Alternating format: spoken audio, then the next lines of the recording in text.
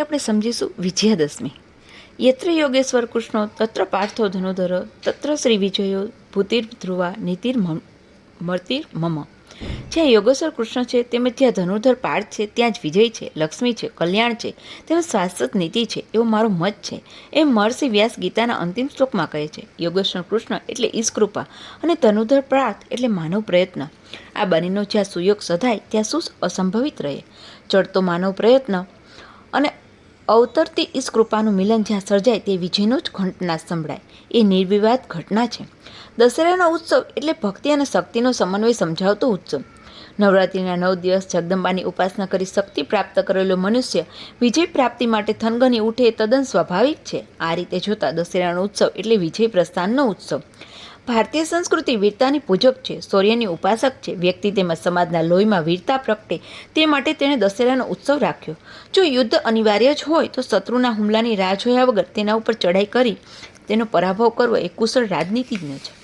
શત્રુ આપણે ત્યાં ઘૂસણખોરી કરે, લૂંટફાટ કરે, ત્યાર પછી લડવાની તૈયારી કરે એવા આપણા પૂર્વજો નામર્દ ન હતા. એ તો શત્રુની બંદાનત કડી જઈ તેમના સીમાટા ઉપર જ ત્રાટકી પડતા. આ દ્રષ્ટિએ જોતા ડિફેન્સ મિનિસ્ટ્રી કરતાં વીર મિનિસ્ટ્રીનું મહત્ત્વ વધારે ગણાય. રોગ અને શત્રુને ઉગતા જ ડામવા જોઈએ. એકવાર જો એમનો પગપેસારો થઈ ગયો તો પછી તેમના પર કાબૂ મેળવવો મુશ્કેલ બને છે. પ્રભુ રામચંદ્રના સમયથી જ આ દિવસ વિજય પ્રસ્થાનનું પ્રતીક બન્યો છે. ભગવાન રામચંદ્રે રાવણને માત કરવા આ જ દિવસે પ્રસ્થાન કર્યું હતું.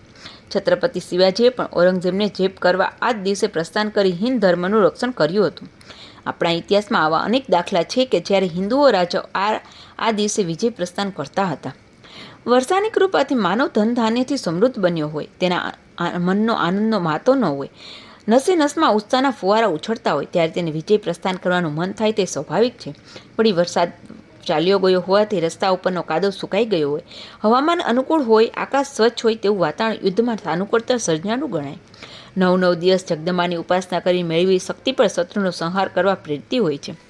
રઘુરાજાને પણ સીમોલ્લંઘન કરવાનો પ્રસંગ આવ્યો હતો. રઘુરાજાને ત્યાં વરતંતુનો શિષ્ય કોત્સ આશ્રમ માટે ગુરુ દક્ષિણાના રૂપમાં 14 કરોડ સોનામરો લેવા આવ્યો. સર્વ દક્ષિણા દાન આપી શરદના મેઘની જેમ રઘુરાજા ખાલી થઈ ગયા હતા. રઘુરાજાને લાગ્યું કે વેદ વિદ્યા વ્રત સ્નાનક ગુરુ દક્ષિણા માટે આવે અને ખાલી હાથે મારા આંગળીથી પાછો ફરે તો મારી 7 પેઢી લાજે. એ અપયસ હું નહીં લઉં. રઘુએ કુબેર, જે હંમેશા ધન સંગ્રહીને બેઠો છે, તેને સીમોલ્લંઘનનું અલ્ટિમેટમ આપ્યું. ગભરાઈને કુબેરે સમી વૃક્ષ ઉપર સોનામરનો વરસાદ વરસાવ્યો. સમી વૃક્ષે વૈભવ આપ્યો, તેથી તેનું પૂજન થવા લાગ્યું. પાંડવોએ પોતાના દિવ્ય અસ્ત્રો સમી વૃક્ષ ઉપર સંતાડી રાખ્યા હતા, તેથી પણ તેનું મહાત્મ્ય વધ્યું. રઘુએ સમી વૃક્ષ પર વર્ષારૂપે પડેલી સોનામરો કોત્સને આપી.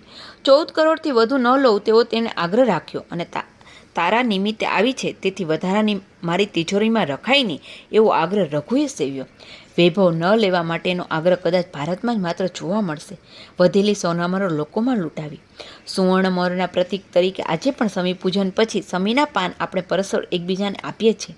જે વૈભવ મળ્યો છે તું એકલો ભોગવીશ નહીં, આપણે સાથે ભોગવીશું. આપણને વહેંચીને ખાઈશું. કેવો ઉદાત્ત ભાવ! આજે પણ છળવાદ અને ભોગવાદ માનવ વિકાસના અવરોધક શત્રુઓ બનીને બેઠા છે.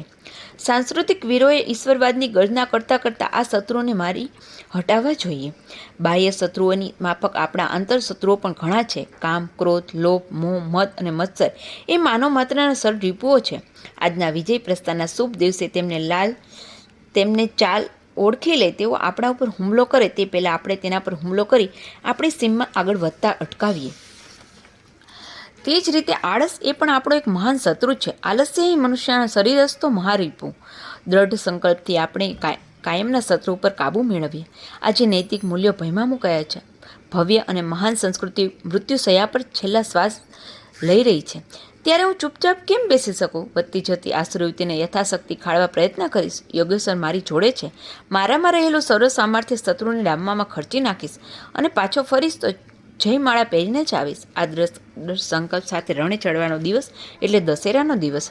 ટૂંકમાં દશેરાનો દિવસ એટલે સમાજમાં રહેલી દીન, હીન, લાચાર તેમજ ભોગની વૃત્તિને સહારવા કટિબદ્ધ થવાનો દિવસ. ધન અને વૈભવને વેચીને ભોગવાનો દિવસ.